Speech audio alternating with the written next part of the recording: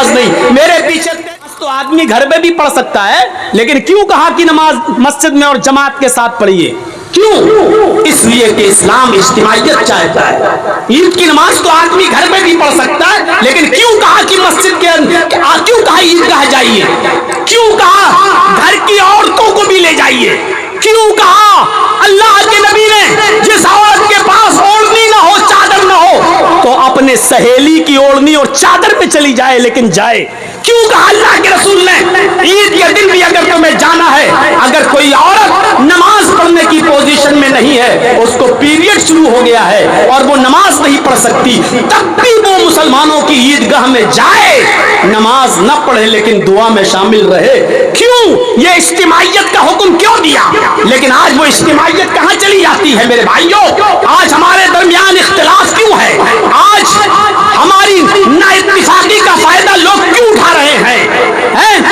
Election का दौर है तो हमें बांटा जाएगा, और इलेक्शन का दौर खत्म हो जाएगा तो उसके बाद भी हम बटेंगे, तब मसलकों के नाम पे बटेंगे। तेरे पीछे मेरी नमाज नहीं, मेरे पीछे तेरी नमाज नहीं। और मुरादाबाद जैसे कांड होंगे कि मुरादाबाद में अगर किसी बरेलवी आदमी की नमाज जनाजा कोई देवबंदी मौलवी पढ़ा दे, तो बरेलवी मौलवी फतवा देता है कि पूरे गांव के तमाम सुन्नियों के निकाह टूट गए, और वो बैठेगा और फिर सबका निकाह पढ़ाना शुरू कर देगा।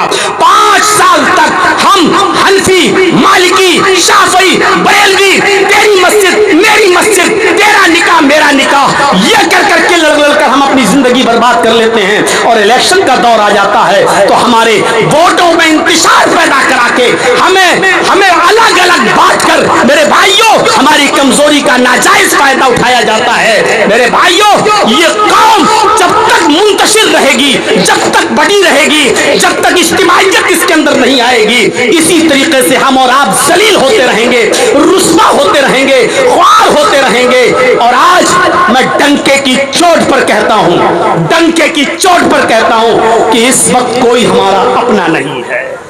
जिसको बुरा लगे लगता रहे, जो जिस पार्टी का मानने वाला हो मानता रहे, होता रहे। इस वक्त कोई भी हमारा नहीं है, कोई भी हमारा नहीं है, किसी पर भी भरोसा करने के लायक नहीं है। हमें किसी ने कुछ भी नहीं दिया है। मगरमच्छ और घड़ियाली के आंसू बहाने वाले सब इस वक्त हमारे साथ आ रहे हैं, लेकिन हमारे साथ कोई नहीं है। ये आपको सोचना है, हमें सोचना है कि इस वक्त आप ये सोचो कि हमारा कोई है, वो तो कोई नजर नहीं आएगा। अब ये सोचना तुम्हारा काम है कि सबसे कम नुकसानदेह कौन है। नुकसानदेह तो सब हैं, लेकिन ये सोचना तुम्हारे लिए जरूरी है कि कम नुकसान किस में है। तुम अगर ये सोचो कि ये आ जाएगा तो हमें फायदा होगा, माफ कर दीजिए, तुम्हें कुछ नहीं मिलना है, तुम्हें कोई कुछ नहीं देगा। तुम बादशाह नहीं बन सकते हो, तुम रहबर नहीं बन सकते हो, लेकिन ये सोचो कि इनमें कम नुकसानदेह कौन है।